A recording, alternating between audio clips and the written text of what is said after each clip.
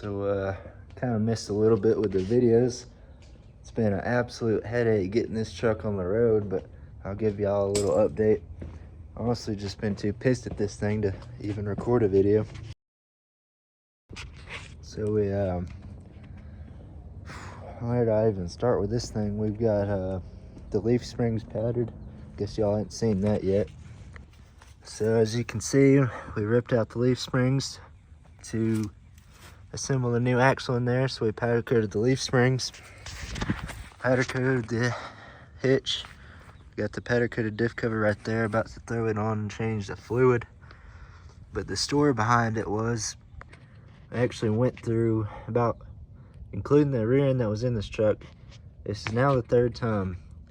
So of course it was pissing me off. I wasn't recording nothing, but I got some pictures I'll throw up on the screen. And basically the rear end that came in the truck, so the gears in the rear end and the original rear end were a little bit chewed up. So took the rear end out of it, took the leaf springs out, powder coated the leaf springs, bought a rear end from the same truck from a part out. That rear end ended up being bent, so we tried to take two rear ends, put them together. We took the gears out of the differential from the part out rear end, swapped those into my original rear end, put the new yoke on it. Didn't do it right. I just threw it together and didn't know what I was doing. I just threw it all together, threw the impact on it, ugga dugga dugga. And if you know anything about rear ends, there's preload, there's, you know, put the yoke nut on, get the preload, tighten or loosen it back up, and all this bull crap that nobody wants to deal with. So what ended up with that is this truck was on the side of the road, so I had to get it towed. That rear end was toast. The pinion welded itself to a bearing. So now this is the third rear end. So got another rear end from a part out, this time from a reputable source. Axle was straight and it's got a 30-day warranty. So I hope the rear end's good. It's the second day driving it. About to change the fluid in it. So I'm sick and tired of dealing with rear ends. But if y'all also saw, got a new set of wheels. These are 24 by 12 hardcores wrapped in 305 streets. I traded my stock wheels for them with cash on top. It's not exactly what I was looking for, but I got rid of my stocks and didn't have to throw too much cash on top to get these, so got me in the wheel game. So now I can trade these for something maybe, or I don't know. Let's see what happens. Try and trade them for some 14 wides or bigger 26s with some cash on top of those. I don't know. So we got the new wheels on today. Also made this week, new CPC HOODSTACK. If y'all don't know about our exhaust tips, we've been making normal 8-inch and 10-inch exhaust tips for diesel trucks. There's an old one sitting there. This is the first ever HOODSTACK.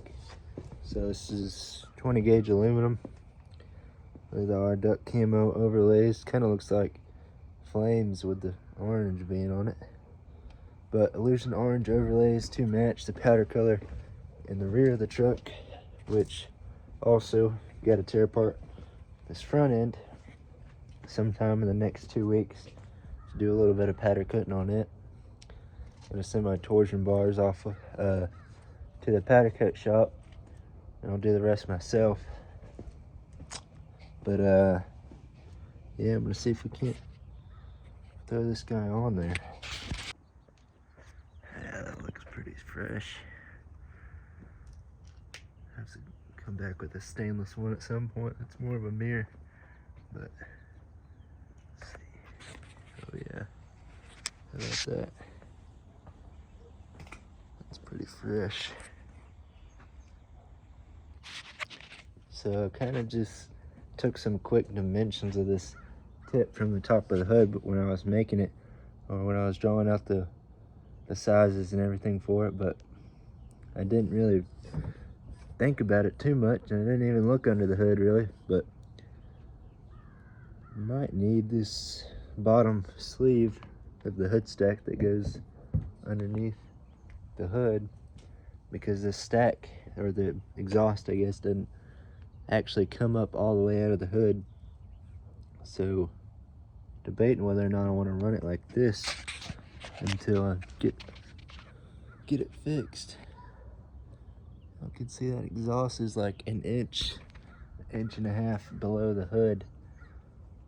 The only thing I'm concerned of is just shooting exhaust, a little bit of exhaust into the engine bay, and then it sucks up a lot of fumes through the intake. But I really don't want to put this crappy one back on, so I think I might try to run it for a week or two. We'll see. It looks pretty damn good. Alright, the holes actually ended up lining up perfect. So, or the holes lined up perfect on my stack to the holes around my hood. So that was convenient, but it's a little bit of a gap there, so we're gonna run it for a week. We'll fix it sometime this week, but I bet she'll sound better now. Let's see.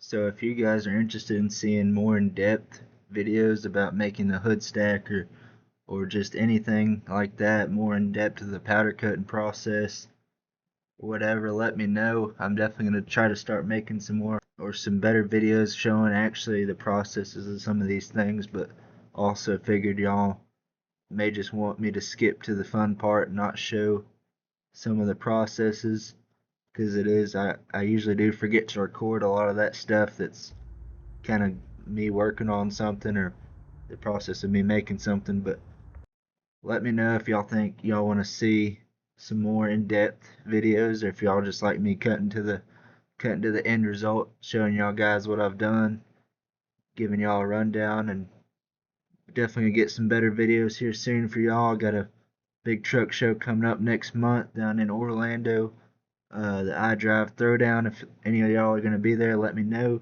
I'm going to get some content there, sell some exhaust tips, and that'll be it for this video.